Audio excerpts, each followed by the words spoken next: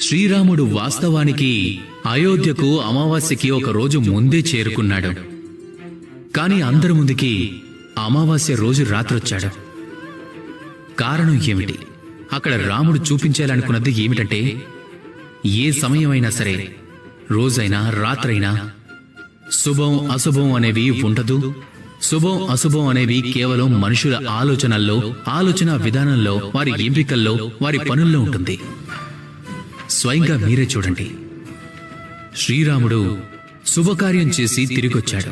అమావాస్య లాంటి ఒక గాఢమైన రాత్రిని కూడా దీపావళి పండుగగా మార్చేశాడు. ఒకవేళ మనము అలాగే చేయగలిగితే, ఏమీ చేసుకోలేని ఏదైనా ఒక అసమర్థుల ఇంట్లోకి ప్రవేశించి అంధకారంతో నిండిన ఇంట్లో ఒక దీపాన్ని వెలిగించి వెలుగును వెదజల్లండి. వెలుగంటే సహాయానికి, ప్రేరణకు, ఆశకు మూలం. ఇలా ఏదైనా మనం చేయగలిగితే సరైన అర్థంతో దాన్ని దీపావళి అనొచ్చు. మీ పరివారంతో కలిసి మీరు దీపావళిని తప్పక జరుపుకోండి. అందరూ జరుపుకునేలా చేయండి. రండి, నాతో పాటు ప్రేమగా చెప్పండి, రాధా కృష్ణ.